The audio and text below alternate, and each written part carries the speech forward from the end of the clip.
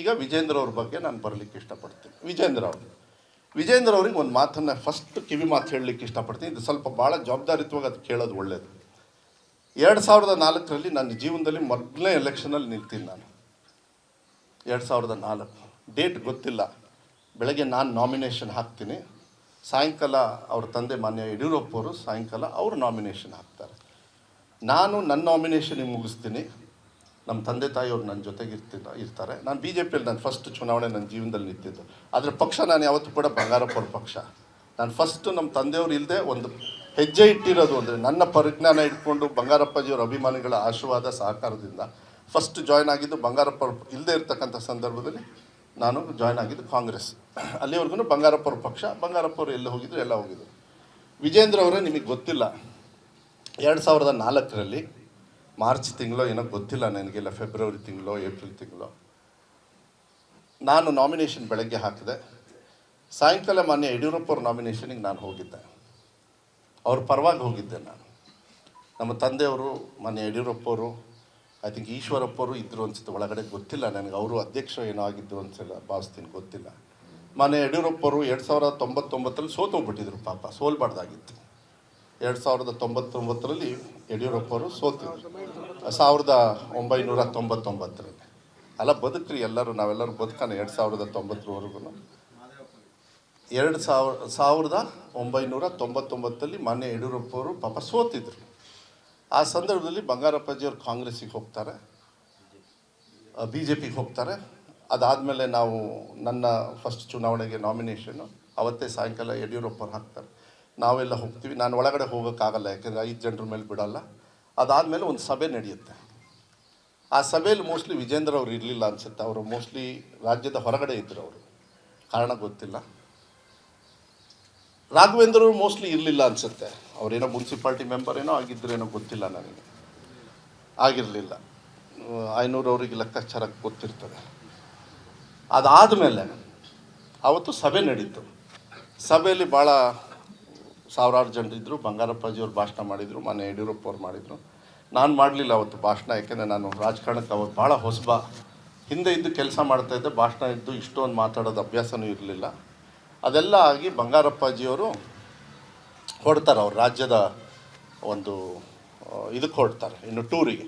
ಯಾಕೆಂದರೆ ಬಂಗಾರಪ್ಪಾಜಿಯವರು ಅವರು ಎಲ್ಲ ನಾಮಿನೇಷನ್ ಹಾಕಿ ಆವಾಗಲೇ ಎಂ ಪಿನೂ ಕೂಡ ನಾಮಿನೇಷನ್ ಹಾಕಿ ಹೋಗ್ತಾರೆ. ಒಂದು 4 ಫಂಕ್ಷನ್ ಮಾಡ್ತಾರೆ ಅಷ್ಟೇ ಶಿವಮೊಗ್ಗ ಜಿಲ್ಲೆಯಲ್ಲಿ. ಆದರೆ ಯಡಿಯೂರಪ್ಪವರು, ವಿಜೇಂದ್ರ ಅವರೇ ನನಗೆ ಕೇಳ್ತಾರೆ, ಯಡಿಯೂರಪ್ಪವರು, ಮಧು ನಿಮ್ಮ ತಂದೆಯವರು ಇಡೀ ರಾಜ್ಯ ಸುತ್ತಬೇಕಪ್ಪ, ದಯವಿಟ್ಟು ನೀನು ಅವ್ರ ಮಗ, ಅವ್ರ ಫಾಲೋವರ್ಸ್ ತುಂಬ ಜನರಿದ್ದಾರೆ, ನೀನು ನನಗೆ ನನ್ನ ಪರವಾಗಿ ಇಲ್ಲೆಲ್ಲರೂ ಕೂಡ ನೀವು ಚುನಾವಣೆಯನ್ನು ಮಾಡಬೇಕು ಅಂತ ಭಾಳ ಹೆಮ್ಮೆಯಿಂದ ನಮ್ಮ ನಾಯಕರು ಯಡಿಯೂರಪ್ಪವರು ಆವತ್ತು ಅವ್ರನ್ನ ನಾನು ಅವ್ರ ಪರವಾಗಿ ಭಾಷಣ ಮಾಡ್ತಕ್ಕಂಥ ಯೋಗ ಆ ಸಂದರ್ಭದಲ್ಲಿ ಆ ಪಕ್ಷದಲ್ಲಿ ಇದ್ದಾಗ ಸಿಕ್ಕಿರೋದು. ಆಯಿತು ಸರ್, ಗ್ಯಾರಂಟಿ ನಾನು ಬರ್ತೀನಿ ಸರ್ ಅಂತ ಹೇಳಿ ಎಲ್ಲ ಮುಗಿಸ್ಕೊಂಡು ಅದಾದಮೇಲೆ ಒಂದು 3 ಕಾರ್ಯಕ್ರಮಕ್ಕೆ ನಮ್ಮ ಶಿಕಾರಿಪುರ ಮತ್ತು ಸೊರಬ ಬಾರ್ಡ್ರಲ್ಲಿ ಹೋಗಿ ಅವ್ರ ಪರವಾಗಿ ನಾನು ಭಾಷಣ ಮಾಡಿರ್ತಕ್ಕಂಥದ್ದಿದೆ.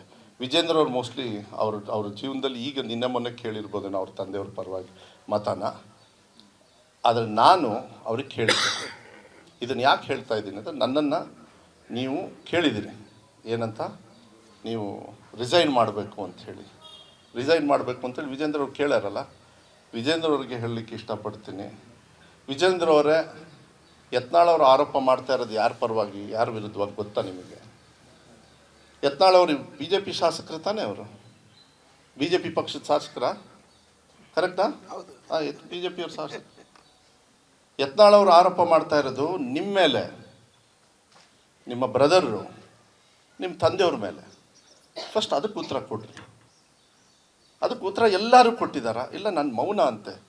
ಯಾಕೆ ರಾಜ್ಯಾಧ್ಯಕ್ಷರಿಗೆ ಮಾನ ಮರ್ಯಾದೆ ಇರಲ್ವ BJPಯಲ್ಲಿ? ಒಂದಿಷ್ಟು ಜನರು ಪಟಿಂಗರನ್ನು ಇಟ್ಕೊಂಡ್ಬಿಡೋದು, ಮೋಸ್ಟ್ಲಿ ದುಡ್ಡು ಕೊಡೋದು, ಅವ್ರಿಗೆ ಟ್ವೀಟ್ ಮಾಡ್ತಾ ಕೂತ್ಕೊಳ್ಳೋದು, ಕೆಲಸ ಇಲ್ಲದ ಬಡಗಿ ಡ್ಯಾಶ್ ಅಂತ ಇದೆ. ನಾನು ಹೇಳೋದಕ್ಕೆ ಹೋಗೋದಿಲ್ಲ.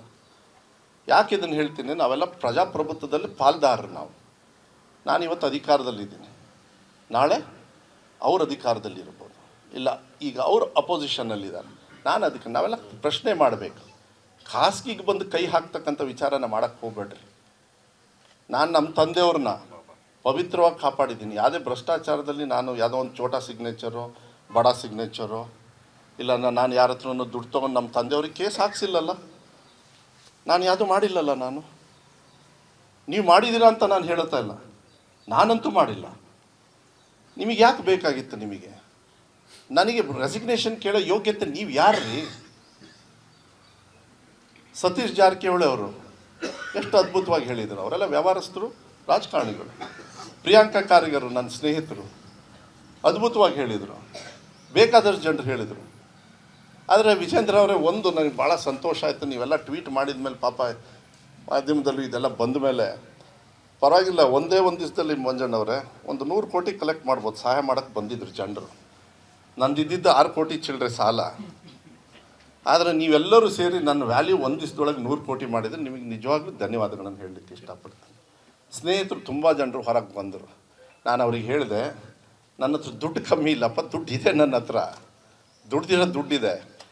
ಸೆಟ್ಲ್ಮೆಂಟ್ ಮಾಡಬೇಕಾದ್ರೆ ರೀತಿ ಬೇರೆ ಇರ್ತದೆ. ನಾನು ಅಧಿಕಾರದಲ್ಲಿದ್ದಾಗ ನೋಡ್ತಾರಪ್ಪ, ಏನಾದ್ರು ಒಂದು 4 ರೂಪಾಯಿ ಜಾಸ್ತಿ ಬರ್ತದೆ ಅಂತ. ಈಗ ರವಿ ಕೇಳಲ್ವ ನೀವು? ಲಂಚ ಕೇಳಲ್ಲ. ಬದೋರೆ ಒಳ್ಳೆ ಅಧಿಕಾರ ಬಂದಿದೆ, ಒಂದು ಅಡ್ವರ್ಟೈಸ್ಮೆಂಟ್ ಕೊಡ್ರಿ ನಮ್ಮ ಪೇಪರಿಗೆ ಅಂತ ಕೊಡಬೇಕು. ನಾನು ಪ್ರೀತಿ ವಿಶ್ವಾಸಕ್ಕೆ ಕೊಡಬಾರ್ದ? ನೀವು ಗೌರವದಿಂದ ಕೇಳ್ತೀರಿ, ನಾವು ಗೌರವದಿಂದ ಕೊಡ್ತೀವಪ್ಪ. ಕನ್ನಡಿಗರ ನೆಚ್ಚಿನ ನ್ಯೂಸ್ 18 ಕನ್ನಡ ಈಗ ವಾಟ್ಸ್ಆಪ್ನಲ್ಲೂ ಲಭ್ಯ.